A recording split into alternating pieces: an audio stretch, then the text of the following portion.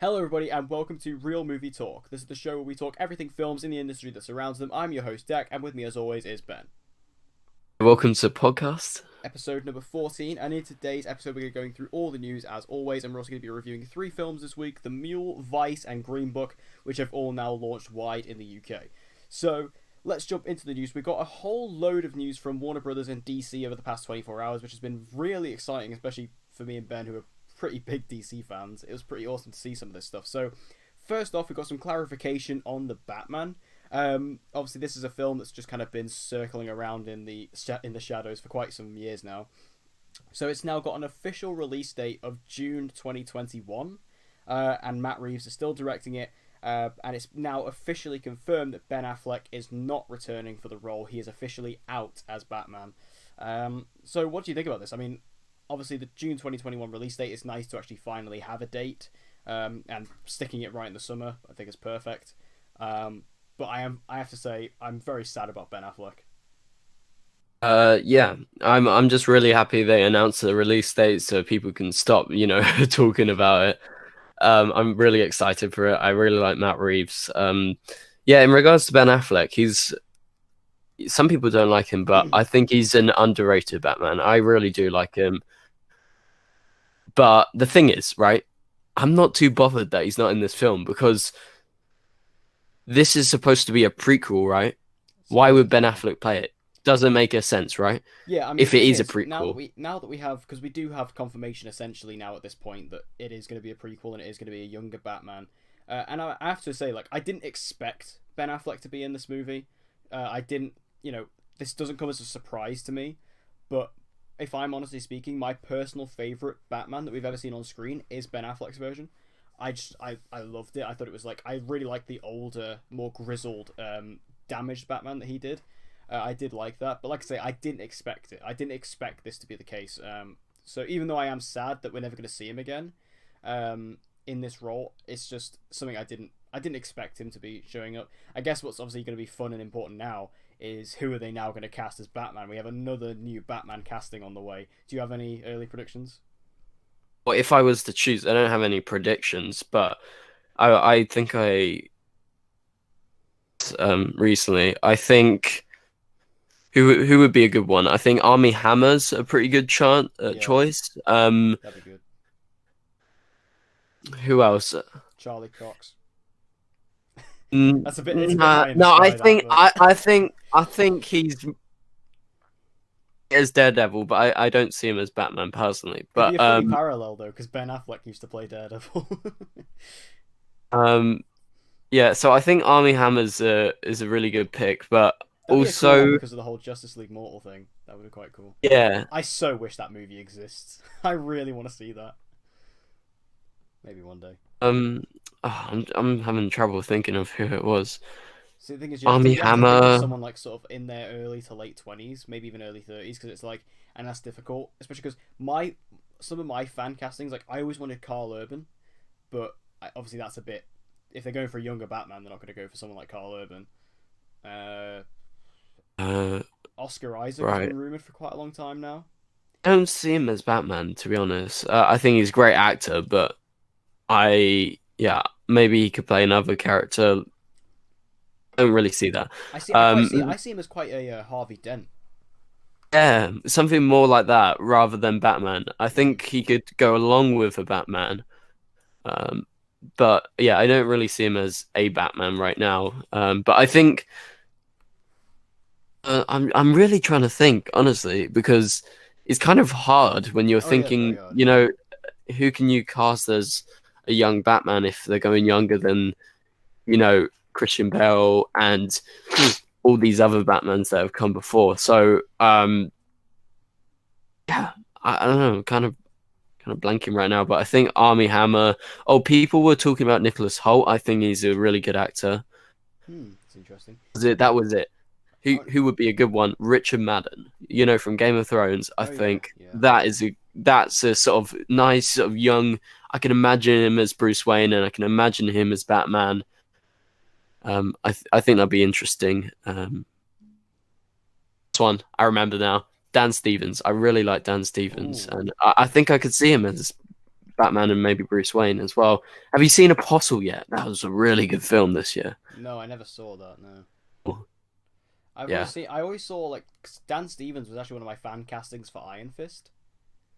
So it's quite interesting. I think a lot of people want to see him in a superhero thing. Obviously he is in Legion, but obviously Legion is not kind of. I mean, it is X-Men, but it's it's not like big budget superhero kind of stuff. But yeah, I mean, this is an exciting time though. I'm excited to see what they do with this, who they cast, especially because we know that they're going to be doing like a big cavalcade of villains in this movie as well. So which villains are we going to see? Who's going to play those villains? Like the Penguin's heavily rumored to be played by Josh Gad, which is a pretty good casting. Nice, yeah, good casting. I would love to see them do Hush. I think Hush is such a cool villain. I've wanted to see Hush in live action for years now. So I'd love to see them maybe do that, especially because they really want to. Like Matt Reeves was saying, he really wants to like hone in on the detective stuff, and Hush is kind of the perfect villain for that. So, yeah, I'm very excited about it because he says it's more like a noir-like tale, and I'm a massive film noir fan. So, if there's something like that, count me in. In regards to Ben Affleck, remember all they've said so far is he's not going to be in this film.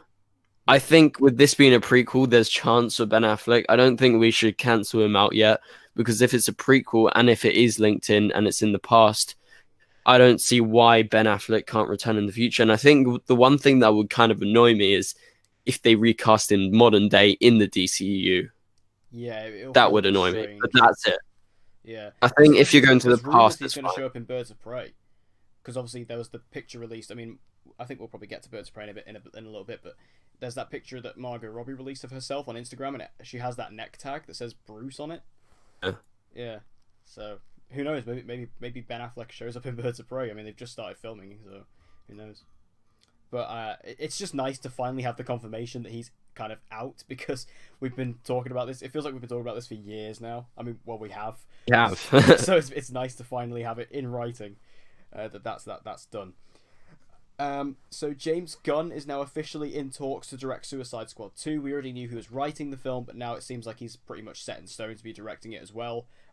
Being described as a soft reboot, this is now The Suicide Squad. I hate that title. But yeah, soft reboot for Suicide Squad. I have mixed feelings on this. I mean, for one, James Gunn, I mean, obviously recently fired from Guardians 3. This is perfect for him. Like, Suicide Squad was very heavily inspired by Guardians, the movie. Like, you can see that just by the way they did it. The Band of Misfits type thing. You can see the way they did that. So he's perfect for this project. I find the soft reboot thing a bit odd though. Like, why are you soft rebooting it? Like, and do they just mean completely new team, like a new members, or do they mean they're completely rebooting the story? Are they creating their own franchise? Like, what's going on here? Yeah, well, I think the way I interpreted it and the way I would like to see it is, I believe they'll keep it in the same universe. I think they'll keep it in the DCU, but they will do like a Aquaman or a Wonder Woman where they, keep it on their own, but they're in the DCU, right? Yeah. I think in terms of a soft reboot, I think they're just going to get a whole new sort of cast, but not in those same roles. So I think it's going to be different characters. So maybe we'll see like Killer Frost or someone who's massive in Suicide Squads in some iterations. That would be awesome. Yeah, and see these different characters. I've got a feeling she is. I got a feeling she's going to be in it. And I think if anyone's going to be in it from the original, I think it'll be her. I don't like the original at all. I think Margot Robbie's pretty good. I'm a big fan of her as an actor, I, Tonya and everything. But I just don't really like the film. But I'm very excited for this because I think this is like right up James Gunn's alley. And I was very excited, and I'm definitely optimistic about this. Because when they originally announced they were doing a sequel, I was like, why are you doing this, right? Yeah. But well, money. Although I don't like Guardians 2, Guardians 1 is amazing, and I think this is, the perfect chance. And I actually do like the title. I think the Suicide Squad sounds kind of cool. I don't know why, but I'm happy it's just not a bit odd, like, because the first one's Suicide Squad and this is the Suicide Squad. I'm just happy it's not titled Suicide Squad 2, because that kind of gives me pause because I didn't like the first one. Yeah, it's a strange one.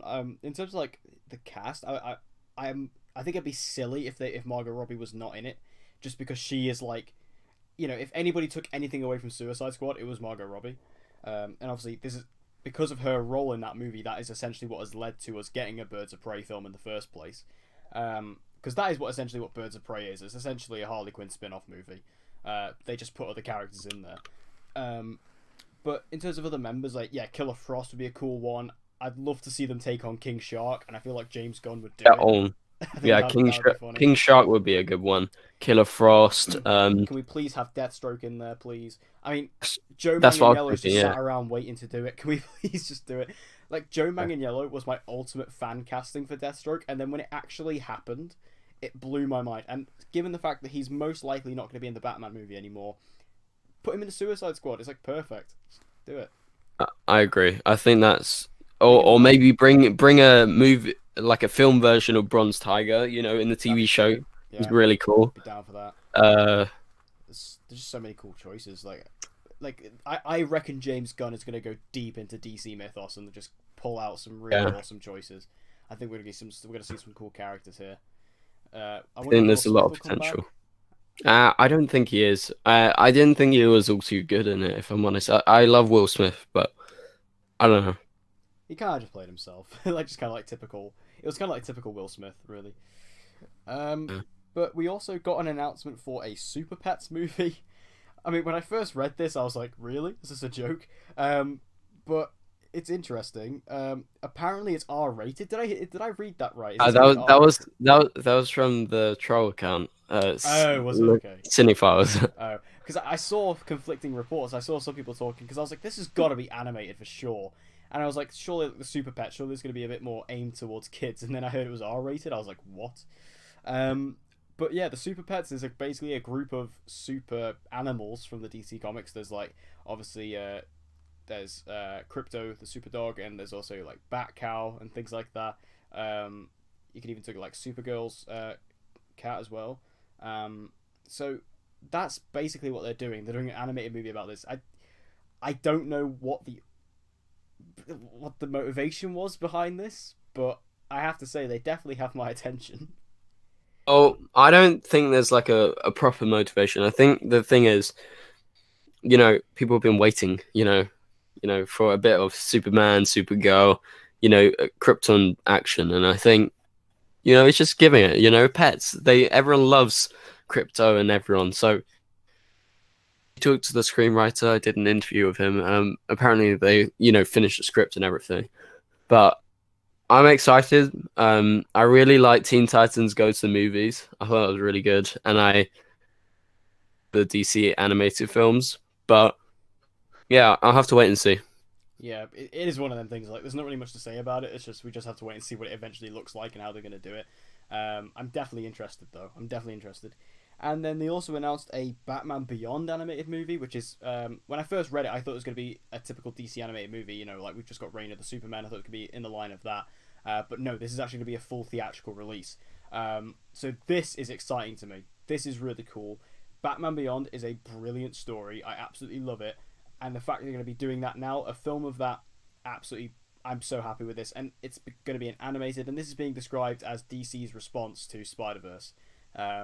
Which, if that's anything to go by, Spider-Verse, probably one of my favourite films of last year, so I'm down for this. I'm 100% down for this. Yeah, me too. It sounds really awesome, and although I've watched like every DC animated thing, all the TV shows and everything, I'm a massive Batman the Animated Series fan, but then they did, and I haven't watched it because I was too scared to watch it because I loved the Batman the Animated Series so much. So I'm not familiar with the story. I know it's in the future, stuff like that. That this is like a full theatrical run, and I'm going to watch the show before I see it. Yeah, because when I first read the report, I thought this was going to be, like something like Reign of the Superman. It was going to be a DC animated movie that was just going to get released on home video. But the fact this is actually getting a theatrical release shows this is going to be something else. I wonder if it's going to be in the DC animated universe, though. I wonder if they're just releasing it in theaters, or if this is going to be its own standalone thing. I mean, it doesn't really matter because it's going to be in the future. Because this is obviously Terry McGinnis Batman. but that's going to be a cool casting, depending who they cast as that, and also who they cast as the old Bruce Wayne. A lot of people are really considering Michael Keaton for the lead role, which I think is really cool. And yes, Ben is just typing in some breaking news, which I just saw myself. So yeah, Batman Beyond movie. It's definitely exciting. I'm excited to see that. So let's just cover this breaking news right now. I just saw this myself before you typed it to me. Javier Bardem has officially joined the cast of Denis Villeneuve's Dune. And also, we have the other people, don't we? There are others as well. Yeah, we'll chuck them in. Zendaya is also joining the cast, as well as the previously mentioned Oscar Isaac. So quite the cast Denis is building up here. I have to say that Dune is probably maybe my most anticipated movie of 2020 at this point. I mean, it's pretty weird to say something like that, but Denis Villeneuve is personally, in my opinion, the best director working today, or at least one of. And this is his next film. Just the cast, like Javier Bardem is a bloody phenomenal actor. So the fact that he's in this is great. I love Zendaya as well. She's really proven herself recently in the past few years of just being, more than just a Disney Channel star. And Oscar Isaac, as we mentioned earlier, great. I love him. So what a cast this is building up. Yeah, honestly, I actually can't wait. Blade Runner was my favorite film of 2017. Same. I think, as you said, Denis is just incredible, and wow, Javier Bardem, I freaking love him in No Country for Old Men. He's so good. He's a great actor, so that is ridiculously exciting. And obviously, Oscar Isaac, I really like him. Killing it recently, especially. I love him in Star Wars. Other things, Zendaya, not a massive fan, although I do really like her in The Greatest Showman. I think she's really good in that. I don't care for her in Spider-Man. I don't, she had a really small role, so I can't really judge her on that. But but anyway, it's just the whole cast. Zendaya that a lot of people like. Mission Impossible, and more recently, again, The Greatest Showman. So them reuniting, which is really awesome. I think she's great, but Timothée Chalamet's in it as well. I just love him so much. Call Me by Your Name, Beautiful Boy, and Lady Bird. Some of my favorite films, literally, in the past few years. So he's like one of my favorite up and comers.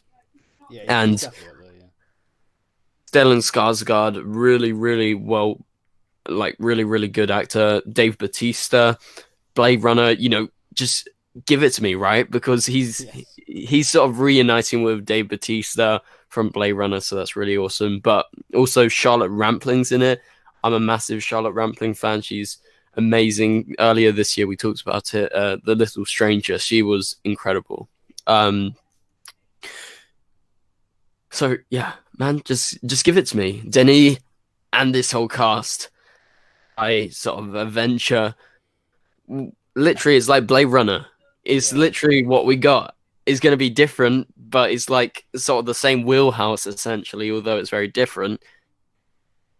Is Roger Deakins confirmed to be the cinematographer for this movie? Let me check. No, it's Greg Fraser.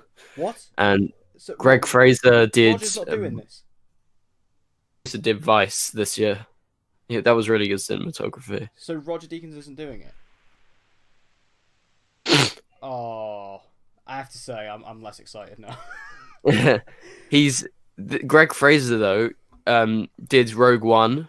He did Lion, which was nominated for loads of Oscars. Foxcatcher was as well. The Captain was as well.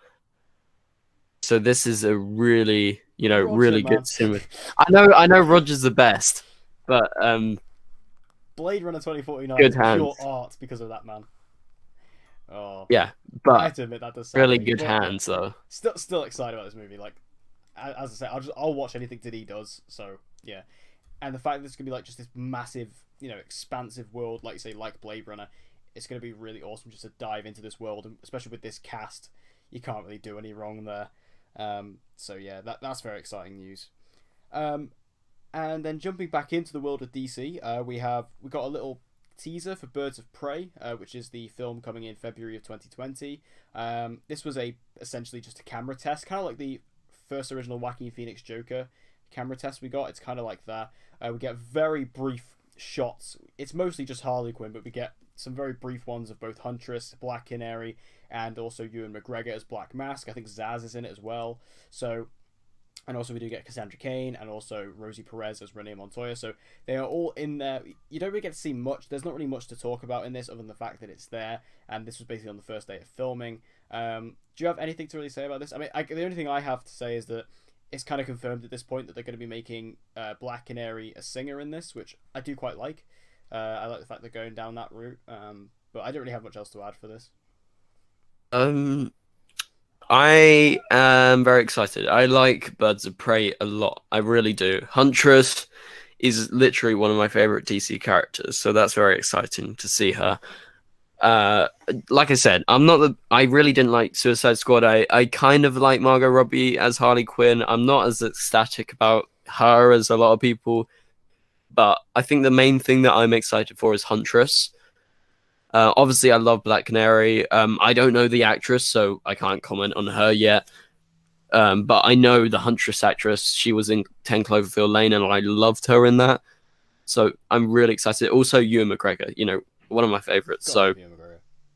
Also, I'm not sure about Renee Montoya because I don't know. She's normally like a young cop from what I've seen in the comics and the TV.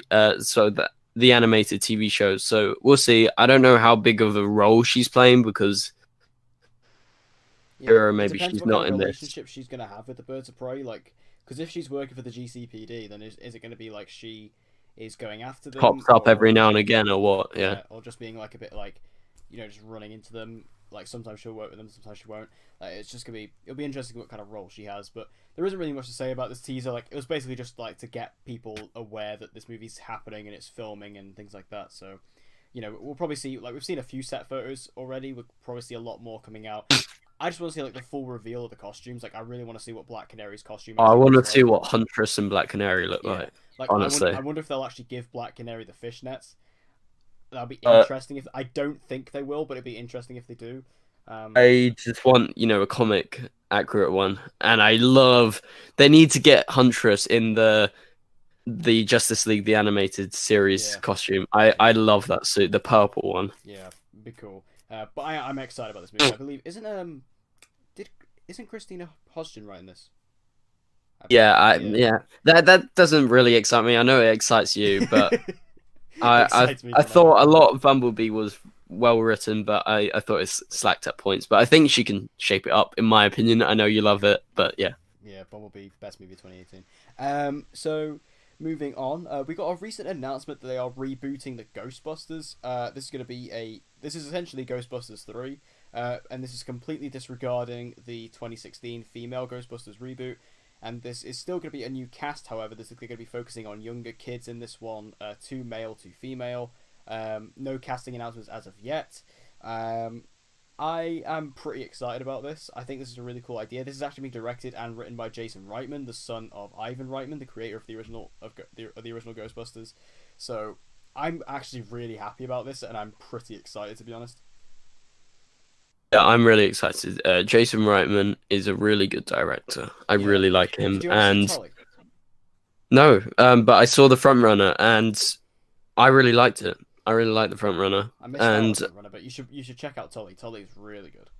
Yeah, I should. But anyway, he's a really good director. I love Ghostbusters. I thought the 2016 version didn't really love it, but I didn't not like it. So I thought it was fun. I just really love the original film, and hands of Jason Reitman, that makes me extremely excited. I'm all down for this. I'm just waiting to see it. Yeah. I mean, I gave out my fan casting on Twitter. I know you didn't exactly agree with me.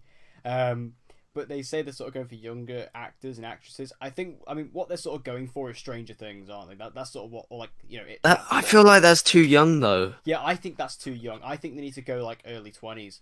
Yeah, or my castings were Shamik Moore from Spider-Man to the Spider-Verse, Haley Steinfeld, who I will just put in anything, Isabella Mona, who I also will put in anything, and then Tom Holland, who was my fourth one, although he was a bit more of a shaky one. But especially those first three, like I just think, yeah, I think the Stranger Things is too young, especially for like a Hollywood movie. I think it's a bit too young. I would definitely age them up a bit for sure. Yeah. Yeah, I think it should be. They should cast older. I think he's late 20s, somewhere around there. But if they were going young, who would I say? I would say Timothée Chalamet, because I think he's just such a great actor. I think he can do Reckon they could anything, do a honestly. movie like that though? Jason Reitman, he's a really great director, and I think Timothy goes to these really good directors and good projects, and he's not, from what he's done so far, he's not into the sort of bigger films, and this film, yeah, is probably going to be a bigger film than what Jason Reitman's done before, but he's not a massive film director, right? He's just sort of indie level, right? And so if I'm guessing Timothy probably has watched some of those films recently, being part of the Academy, right? So be a good choice, and I think he would actually do it if it was Jason directing. I would love to see Timothée Chalamet do something like this, just because, as I mentioned in our, I think it was in our Oscars video, with my hot take where I said that I haven't seen much range from Timothée Chalamet. I would like to see him do something like this, just to see him have some fun for once, instead of playing these traumatic teenagers. It would be fun to actually see him have some fun on screen. So I'd be perfectly happy for him if he did this. I just don't see it myself. But I'm excited about this. I just think this is going to be really fun, and hopefully they can get this one right. And I think with Jason Reitman, I think they will. I think they'll be able to really nail this one. I have complete faith in it. Also, quick, in regards to Timothy, you know what he's doing? Go on. As well as June, he's doing The French Dispatch, which is Wes Anderson's new film. Oh my god, that is so cool! Like, my favorite directors, and Timothy being in one is just like so awesome. It seems like he could do a perfect job. He seems just right for a Wes Anderson film. Yeah, that's yeah. I can see. I see that a lot more than Ghostbusters. Anyway, they've also announced the release date for Christopher Nolan's next film, which is going to be on July 17th of 2020. So not only are we getting a Denis Villeneuve film, but we're also getting a Christopher Nolan movie. So this is like 2017 all over again. This is really exciting. I mean, there's not really much to say other than the fact that it's happening and it's coming out. We don't know what the movie is. We don't know any castings. There's been rumours that Ryan Gosling is going to be the lead, which is really exciting. That's really cool. Ryan Gosling on his way to that Oscar. Come on. But this is really fun. I love Nolan, so yeah, I'll do anything. Do you have any sort of predictions though of what this might be? Like, do you think this is going to be like a completely original idea? Or do you think it's going to be like maybe a sequel to something? I don't think it's going to be a sequel. It's not going to be a sequel. I'm fairly sure. I would probably bet on that. Through Christopher Nolan's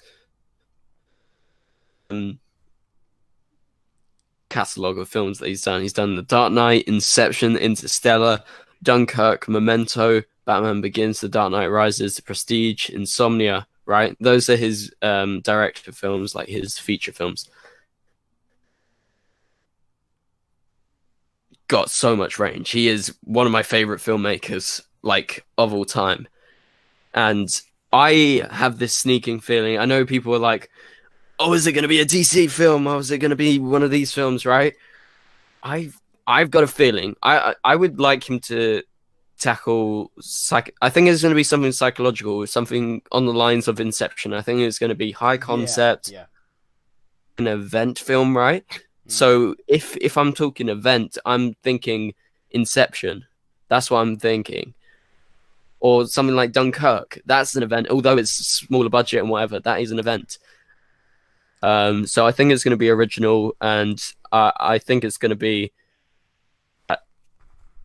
deep and intelligent, as you see in all of his films.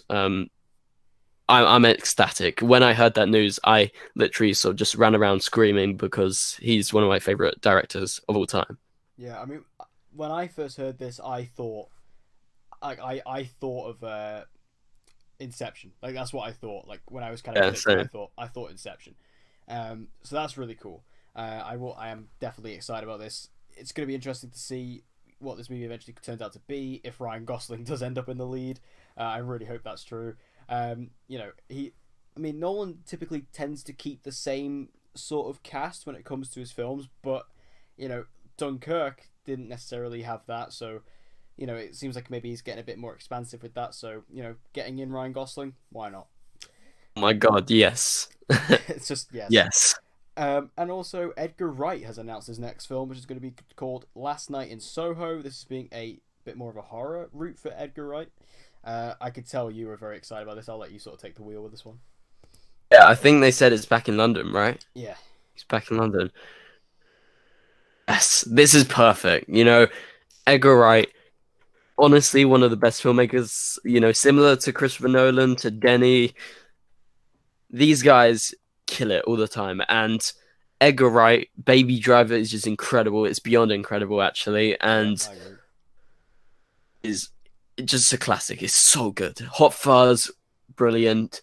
You know, he's got this really, really strong catalogue of films behind him. And the idea of him doing a psychological horror, when I heard that, I was just like, this is exactly what. So he jumps from Shaun of the Dead, which is a horror comedy, to a cop comedy in Hot Fuzz, to sci-fi comedy in The World's End, to a sort of action heist film in Baby Driver. This guy can jump everywhere, and the next progression quickly placed as a psychological horror because I've heard him talk. I've listened to tons of interviews with him. I met him in real life. I actually walked past him the other day.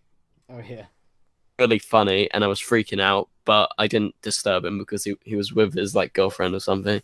But anyway, so I think this is perfect. Psychological horror, favorite genre of all time. When you talk about psychological horror, you think The Shining.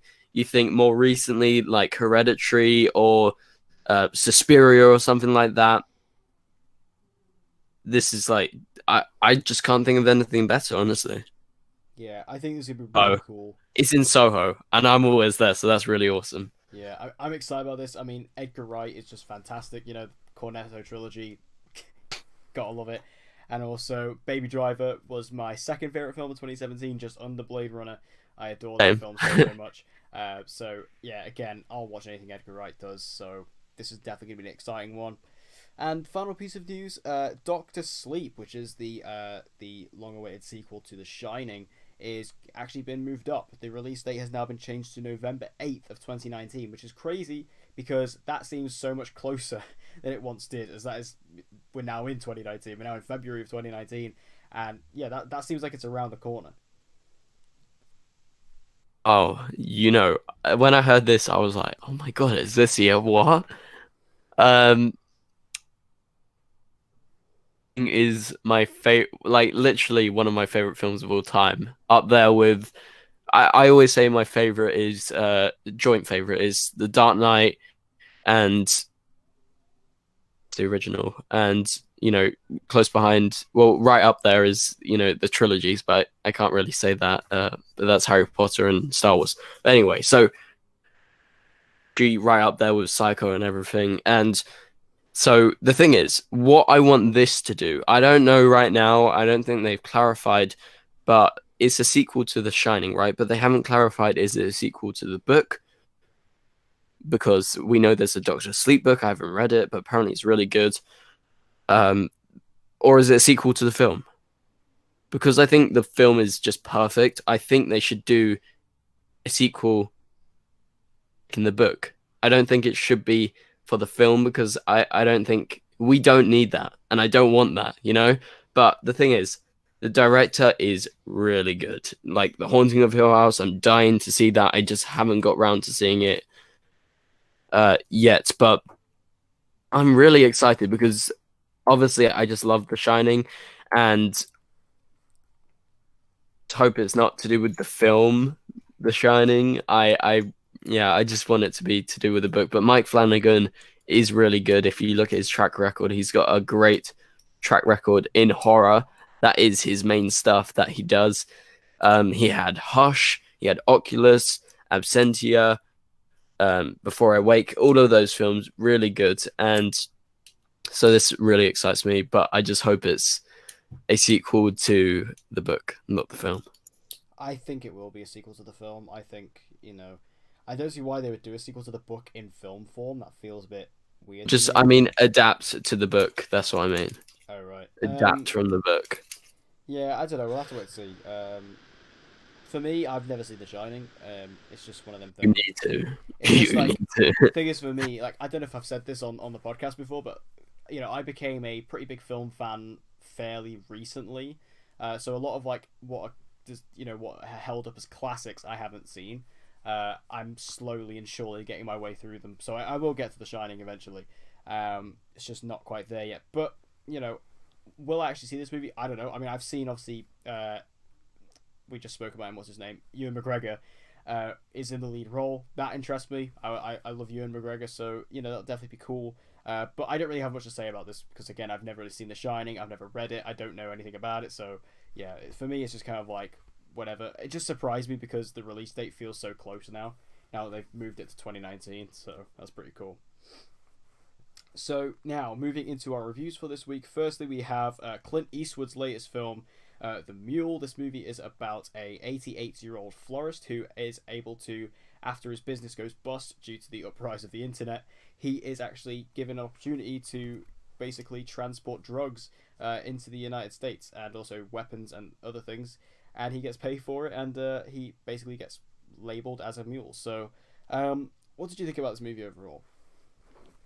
I actually really liked it. I went in, a lot of people have sort of been lukewarm about it. Some people really liked it, some people didn't like it, but I went in kind of like expecting something okay, but I was very impressed. I thought it was a nice sort of just subtle film. It was nice and slow, nuanced, and it feels like a Clint Eastwood film. He never ever shoves stuff in your face. I haven't seen his film from earlier this year, the 1715 to Paris. A lot of people I've didn't like seen, that. yeah, it's a weird So one. so I can't comment on that, but I'm a massive Clint Eastwood fan, whether it's his acting in A Fistful of Dollars for a few dollars more, the good, the bad, and the ugly, or his directing. Oh, probably one of my favorite films, like going up there of all time, is High Plains Drifter, which was his first directed film, and he stars in it, and it's just incredible. It kind of reminded me of that, nice little sort of slow takes, um, focusing in on the character. In High Plains Drifter, he's sort of walking through the town as this cowboy, and in this, it was sort of like him, in the car as the mule. He's nice, but he's sort of a bit cheeky at the same time. He's a bit he's a bit strange in it, but I really a lot. I thought it's just nice. It just teases throughout. It's just teasingly nice, and it's just one of those films that I think a lot of people can't appreciate for it just being nice and slow as you see his life go on, and it's just really sleekly done. And yeah, I just really admired it, to be honest. Yeah, I really enjoyed this movie. I thought it was just, again, like you say, just a nice slow film that you're able to just sink into. I love Clint's performance. I just like you say, like, because he's such like a nice guy in a way, even though he has like a separate storyline going on with his family. There's Yeah. kind of like a disconnect there. He is, like you say, just quite cheeky in the way he is, the way he interacts with certain people. Some of the dialogue, I thought this movie was really funny. Like, there's some Yeah, it really good was. It dialogue in here. was. Yeah, like there's some really good moments, like the character interactions, the kind of racial separations and things like that, cultural diversity and things like that. There's some really funny lines that come out of that, and just his character and his personality was really good, and very cocky as well, which I enjoyed. At nearly 90, Clint Eastwood's still a badass. I mean, it makes me laugh just how much of a badass he is at the age of 90. Well, he's nearly 90, and I believe his character's meant to be 91, isn't it? In this film, I believe he's Uh, 91. 90. He's 90, 90. yeah. So, I think that's pretty admirable. And I think he did a good job directing it as well. So I think he did a great Uh, job overall. And then the performances for the rest of the movie were also all really good. Like, I really love Bradley Cooper and Michael Pena yeah, in he this was just film. nice and subtle, weren't they? Yeah, I for just sure. thought they were a nice little addition, you know? Yeah, Nothing too special, but it was nice. they were a It nice was a little good addition. side dish to the main course. They were pretty cool, and just Yeah. I like their storyline. The fact they were like the DEA kind of tracking down this guy, and especially because Bradley Cooper and Clint Eastwood have that scene earlier on when they meet in that cafe. Hmm. It's a really nice scene, and the way it ties up at the end is really good. Even like Andy Garcia, I thought was really good in this movie. Just he has a very small role in there, but it's still really good. But yeah, I enjoyed all the performances, and then like I say, the script was great. I thought it was paced really well as well, which I heard kind of negative things about this movie going in. One of the things being the pacing. It didn't bother me. I thought the pacing was perfect. I thought it was absolutely fine. Again, it was slow, but it wasn't. It was never boring. It wasn't dragged out. Like the movie's not that long, so it was kind of just. It felt good to me. Yeah, the one thing that I really liked the film. I thought it was really good. But the one thing I kind of was like, I don't know about that casting, was with Iris, the daughter, right? Yeah. Clint Eastwood's real life daughter as well. Oh, is it?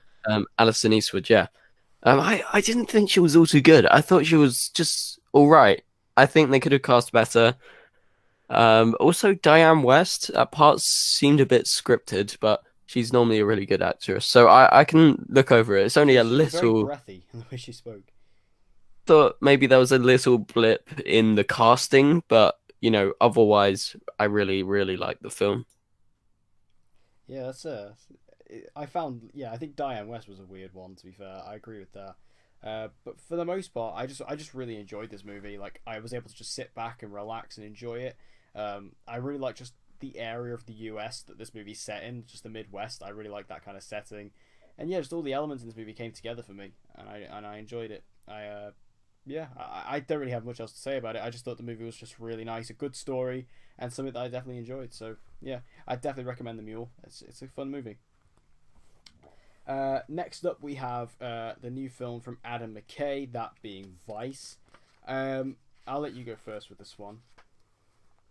Yeah, so Vice, obviously about Dick Cheney, and we follow him and we see his progression, growing and taking control of this power in how he sort of overcomes and sort of basically is in charge of the country under George W. Bush, and so he sort of reshapes the world, and we see that. And really like this film. I thought it was really good. Christian Bale's performance, honestly, Blinding. full of depth and just like you said, blindingly good. Like He do disappeared into nothing. this role. Like I Bale can mean, do nothing but bad, but good. Sorry. yeah, like I mean, we've all seen Christian Bale like go into these roles before, transform himself, but this was like on another level. Like I didn't even see Christian Bale in this at all. I saw Dick Cheney. I did not see Christian Bale, and that's just so impressive. Yeah, and the supporting cast is absolutely brilliant. We have Amy Adams, who I thought was very good in it. Backed by who I thought was incredible, Steve Carell. I thought he was Yeah, so funny in this.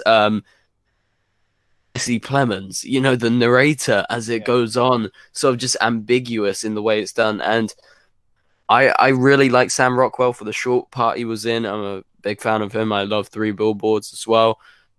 But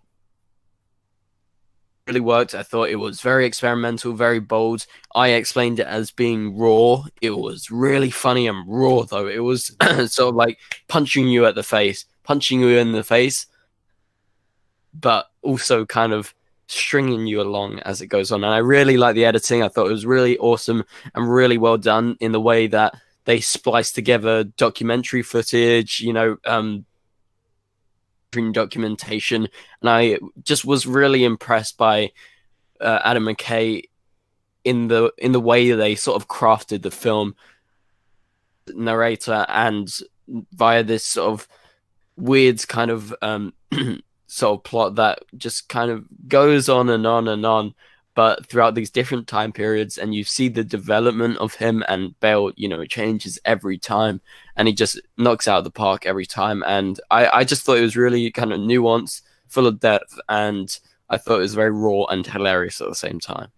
Yeah, I really like this movie. I mean, I was really excited about this film. Like on my top 10 most anticipated, this was my number 10. I was really excited about this film. It was just one of those things that was like exactly my cup of tea. Um, what strikes me most about this, other than Bale, is that this movie genuinely scared me. Like it genuinely frightened me because there's just so much reality going on in this film. The fact that this all actually happened, like this movie doesn't just deal with that. Like it deals with the fact that Dick Cheney was so heavily involved with things such as like the Afghanistan war, and it even recreates 9/11, which I did not see coming at all. And it's just all the different politics and the fact that this is able to happen, and the fact that this could still really happen in today's society is a scary thing to get your head around. And that's what really struck me the most. This movie genuinely scary, and especially bringing that back to Bale's performance. The very last scene in this movie, when he is talking directly to the camera, to the audience, I was genuinely like unsettled. Like just sat there. I was like with my head back on the seat, just like it's just like he was literally just enforcing everything onto me. I was just like so frightened by him. And because he's so unsettling in this movie, because he's so monotone and he doesn't really move much.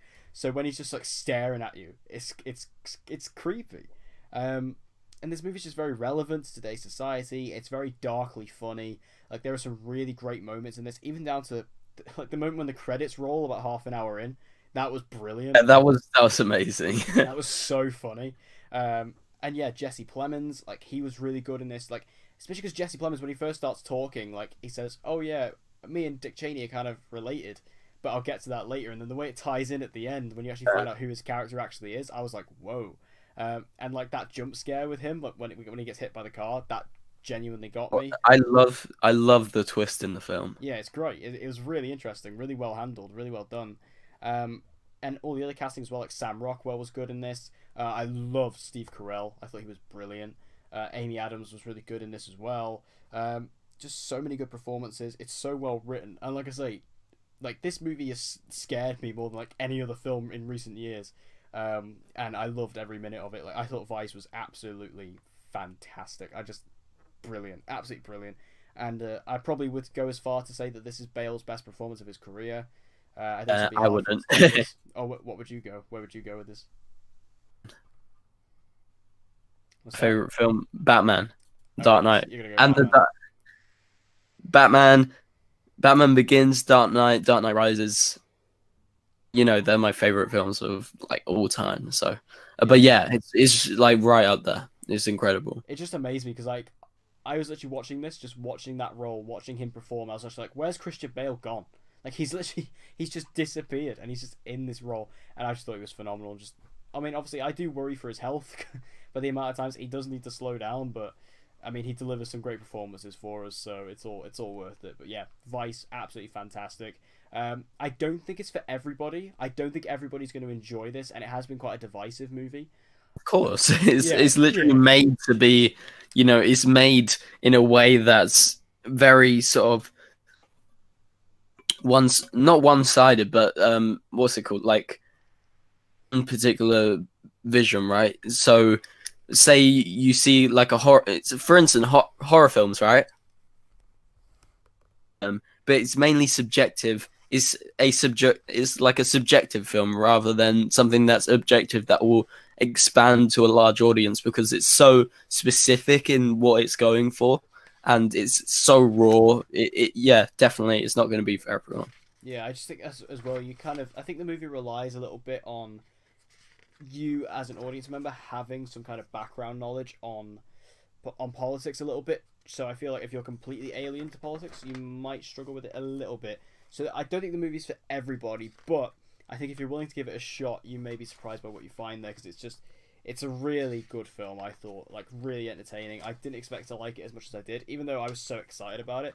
It even just went above and beyond my expectations. And like I say, the fact that the movie went in the direction I didn't expect, because this may sound like a weird thing to say, but I've always wanted to see a 9/11 biopic. Like, because it's a touchy subject, and obviously that's why no one's ever done it before.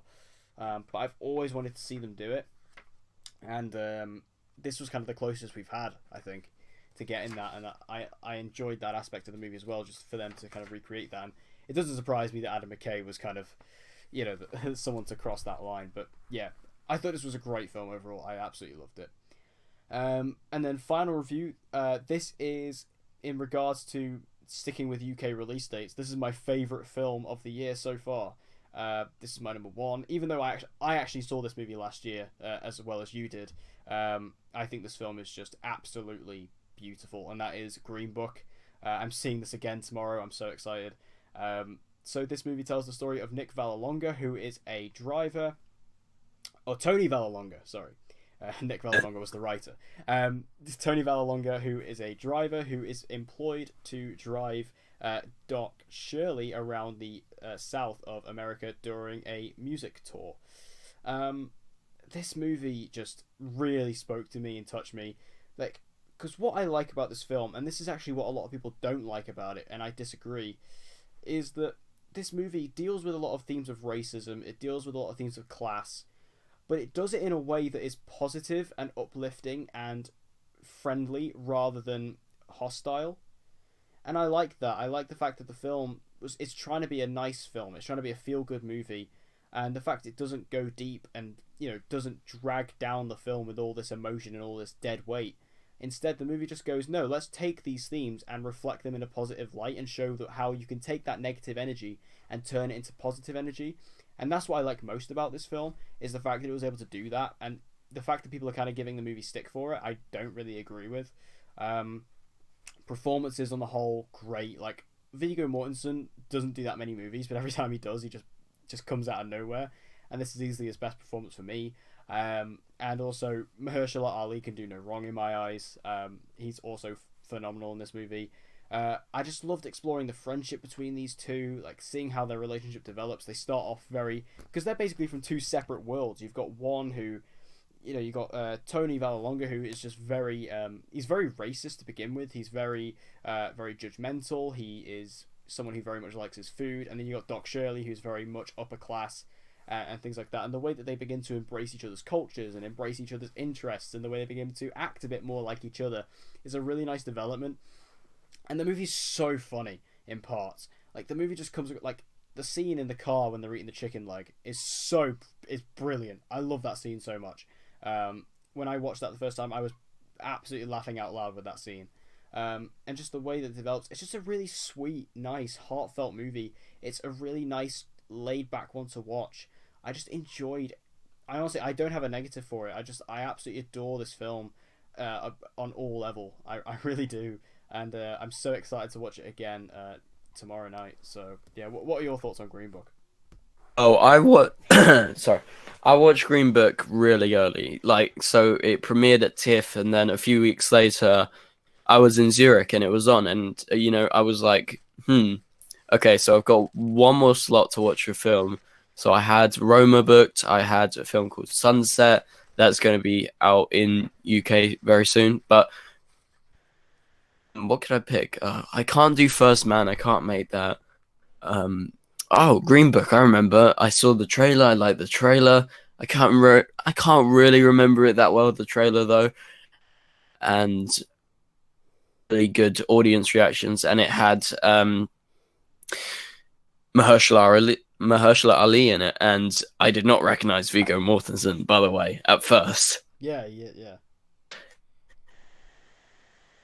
I went in and I was like, when I came out the film, I was just ecstatic. I was like, wow, this is just perfect. I think this is a beautiful film that sort of mixes genre, and it creates a compelling feeling of these two worlds colliding, of this once racist guy from New York. He's a bouncer. He's sort of like your Goodfellas-like character. And then we have, he's black. He's, he doesn't have his family, unlike Tony in this film. And, it's two completely different people at the start, and, he throws the glass away into the bin, which is really shocking. But his wife shows compassion to them, and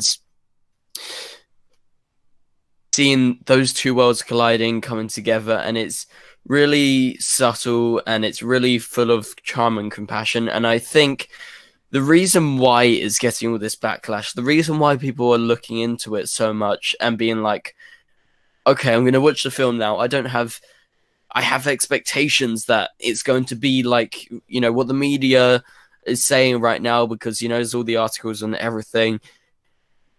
No shame, because when we went to see it, people went to see it at TIFF, everyone loved it. It won the People's Choice Awards. When everyone went to see it at Zurich, everyone loved it because it's a really good film. And I think people are overlooking the fact that it's a really good film.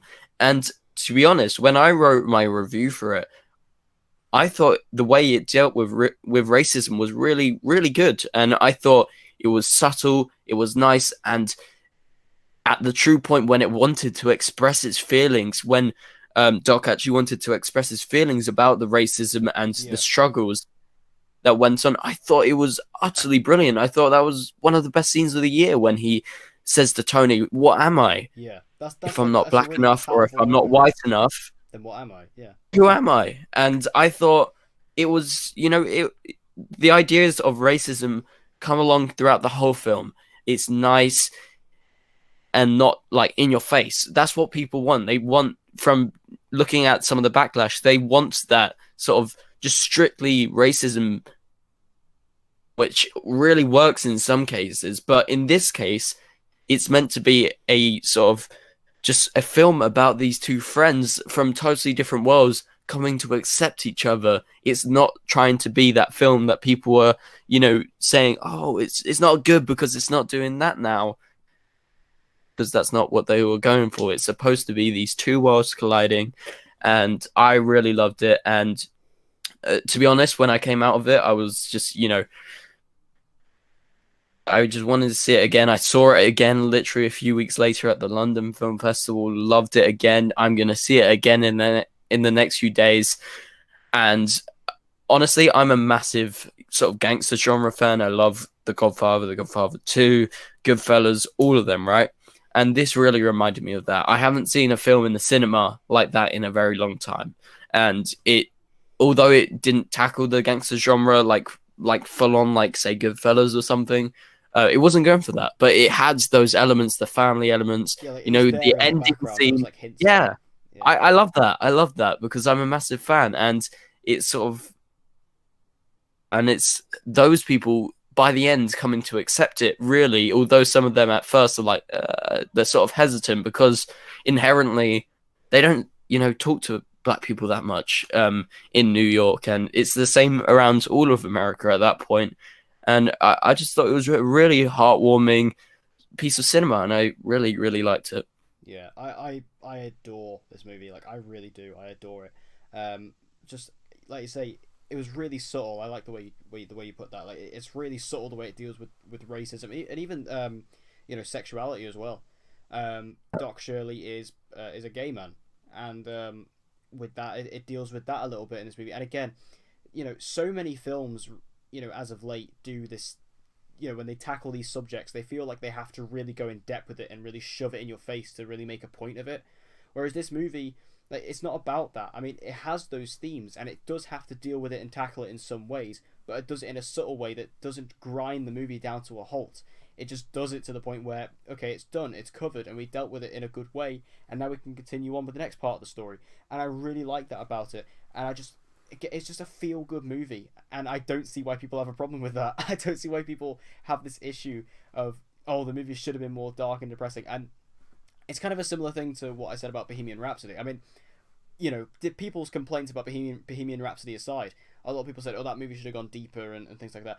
I think it's a similar thing to Green Book, and even though they're very, very, very different movies, and one is vastly better than the other. But Green Book is just, I think it was so well put together, and the way it handled all these subjects, like I say, I thought it did it perfectly. I really did. And also I have to mention the music is phenomenal in this as well. Obviously Doc Shirley is a well-renowned pianist, and his songs, like the scene when him and Tony are in the bar towards the end of the film and he starts playing on the stage, oh wow, that hit me. That was great. It's my type of music as well, so I was just like completely in my element there. But yeah, I adore every aspect of this movie. Like I say, I'm watching it again tomorrow. I cannot wait to see it again. It's a great film, and I'm glad that you love it as much as I do because it's just phenomenal.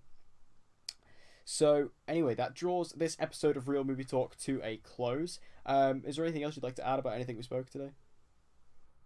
Yeah, just go see Green Book. Really, Go see it. I think the criticism on the film is just kind of, really overdone at this point, because it happens, when people really like a film, there's bound to be backlash, and I think this is just kind of out of control because it's just a really good film. Like, go see the film for the film, not expecting something to be, as maybe some other films do really successfully, tackle racism or tackle homosexuality or something. Go watch Call Me by Your Name, or that's like another perfect example. It tackles homosexuality in a really subtle way. Oh, look, I'm gay, or whatever. Or same thing for many instances. I thought just the subtle nature of it, and I think the criticism, when people are going to see a film now, seeing Green Book now or seeing it, a few months ago, they're expecting, oh, I've heard all this backlash. Oh, it's gonna be, bad or whatever. Clean-minded. Pretend you're watching it in September like I was, or the TIFF audience or anything. Just go watch the film. Yeah, just go see it. Go support it. It's now officially out wide in the UK, so just go and see it and just support this movie because it's just. And like I said, I genuinely just believe you'll watch it and you'll be like, yeah, that's awesome. That was a great film. So, like I say, that does draw this episode to a close. We want to thank you guys for listening to episode 14 of Real Movie Talk. Hopefully, we're going to be getting back into the more consistency now. Now that we're kind of off from the Christmas break and things like that. Hopefully we'll be able to get into that a little bit more. So thank you guys for listening. We hope you enjoyed this episode. If you did, make sure you give this episode a like, subscribe if you want to see more, hit the notification bell so you don't miss an upload. And if you know of any other film fans you think may enjoy this type of content, make sure you share it with them and bring them over and let them join the discussion. And as always, guys, I've been Dec. I've been Ben. And we hope to see you guys again next week.